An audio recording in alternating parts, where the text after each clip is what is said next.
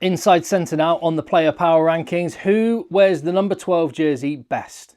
Now, when you look at rugby, there are quite often trends in every position, but especially in this position. And for a while, go back a few years, it became the trend in many countries to have the number 12, the inside centre, as a second playmaker.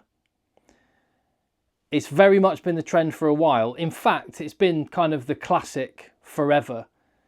And it's very much in fashion now again. Big, hard running, hard hitting, physically dominating number 12. And the best teams in the world have someone who can do that job. But the best players are the ones that can do that and a whole bunch more. And that is what you're going to see on the list, which last time out looked like this.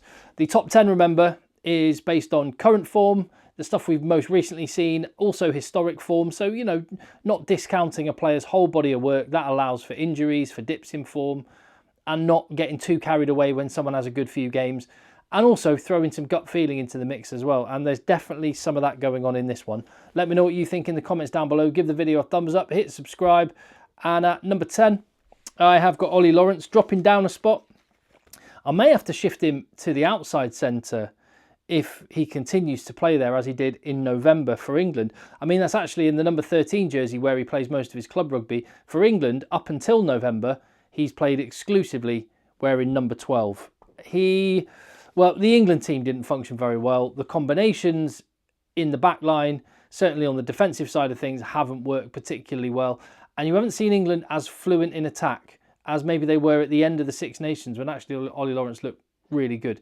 He's an absolute ball of muscle who on his day can be exceptional. I'm hoping we see the best of Ollie Lawrence in the Six Nations and he could be moving back up the list. I have got Andre Esterhuizen coming back in, Andre the Giant. And there's a whole lot of gut feeling and historic form going into this one because South Africa don't use him very much. But when he does play, he shows you just how good he is. That game he played against Scotland, the one game he played in November, he started, played 80 minutes and was brilliant. And honestly, 19 caps he's got for South Africa. 19 caps. If he was English, he'd have 60 or 70. And the same goes for many, maybe even most nationalities. Number 8, Robbie Henshaw. He's just the perfect man for Ireland, isn't he? Because he's the second best in both centre positions.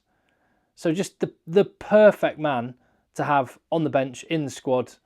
And yeah, and he can, at a push, slot in at fullback as well, where he started his career. That said, he has started quite a lot of rugby in 2024.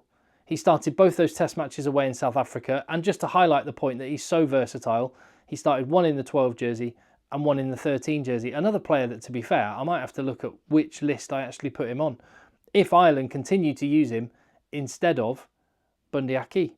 We'll wait and see on that one, but I've got him at number 8 just now. I have got also dropping down Jordie Barrett. Now, the fact he's dropping down, I mean, that does speak to how good the other centres are, but it also speaks to the partnership that he's in.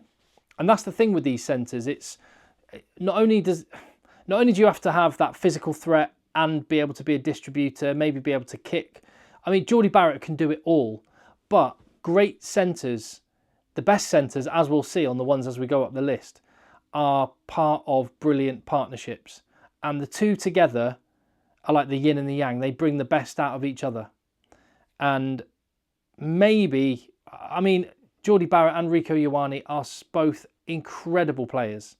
The athleticism, the skills. Jordie Barrett, rapid, big hitter, amazing distributor, can kick, can goal kick. He can do it all. 6'5", but that partnership doesn't quite function as well as some of the ones above, and I think that might have cost him. Joshua Tuisova also coming down. A beast, absolute beast. A former number 1 on this chart. Sensational at the Rugby World Cup last year. He's playing for Racing 92, which is an absolute basket case of a club. He's only played a couple of times for Fiji in 2024. Looked really good in that Wales game. Looked a bit exposed in that Ireland game. He, I mean, if you had to ask me a question, who would I be most scared to play opposite on a rugby pitch? It might well be him. The size of that man's legs. He's a freak, a physical freak, and he could be going back up the list if he gets some game time and brings his best stuff. But jumping above him for an amazing 2024 is Santiago Chocobares for Los Pumas, another player that can play 12 and 13 and has done at international level. He missed November and Argentina missed him. He was so good in the Rugby Championship. And when you look at the reasons why Argentina didn't look as convincing in November as they did winning against South Africa, winning against New Zealand, having their best ever Rugby Championship, the fact there was no Santiago Chocobares is a big part of that. He's only 25 years of age, so he's going to be on this list for a long time to come. And he's also, for what it's worth, tearing it up with Toulouse as well. That was Santiago Chocobares. This is Sione Tuipulotu, Scotland's new captain, British and Irish Lions captain. He'd be a contender. British and Irish Lions starter. Let's go for that first. If I were picking the British and Irish Lions side right now, Sione Tuipulotu is wearing 12, which would make for an amazing story, given he grew up in Australia. That would be pretty cool. He's been amazing. Bundee Aki might have something to say about that, but how good has Tuipulotu been? In November, he was immense. Scotland have the capability to win the Six Nations.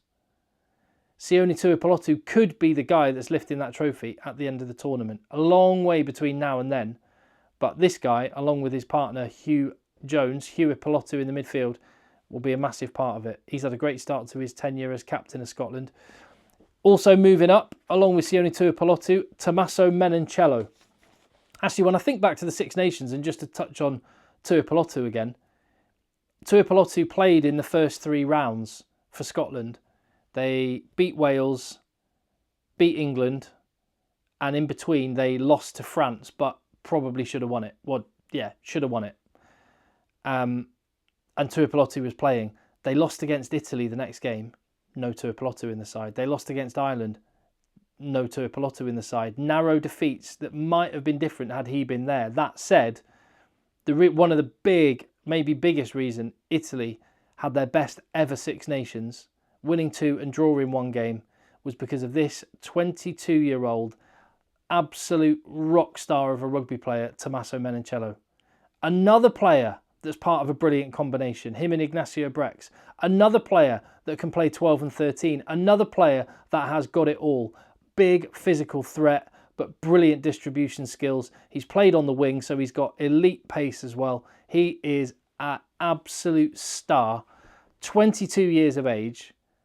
He could be on the top of this list before long, because the 2 ahead of him are coming towards the end of their career, but both very, very good. And dropping down off the top spot is Bundee Aki, 34 years of age.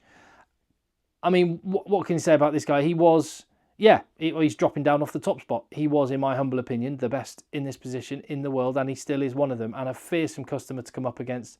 So physical. The amount of...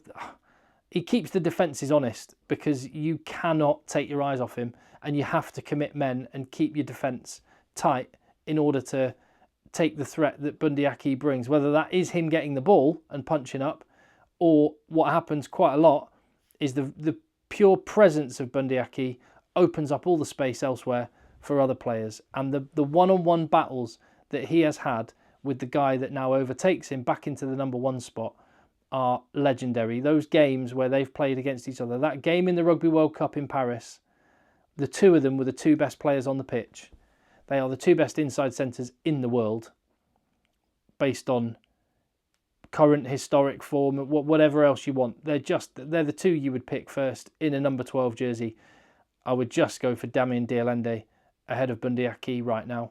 De Allende's a year younger, but he's just so good. He is so ridiculously good. Yeah. And he might well be, I don't know actually, you'd have to ask Rassie Erasmus.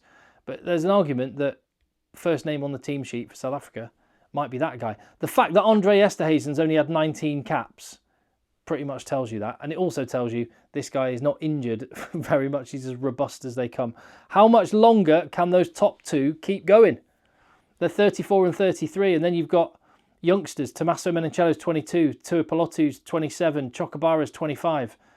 Those guys are nipping at their heels. Six Nations is going to be big. 2025 is going to be big for a lot of these men. And I'm sure there's some Aussies and Frenchmen that'll be wanting to get themselves on the list. I think that's one of the interesting things. Jonathan Danty's dropped off. He's gone. He's not in the French squad either now. And do France have someone that can play in that classic 12 role and provide a physical threat? If they don't, they might need someone. They might need to find someone who can do that job, or they might need to play a different way to make up for the fact that they don't have someone like this. Let me know what you reckon. Give the video a thumbs up, hit subscribe. I'll see you on the next one when I'll be doing outside centre.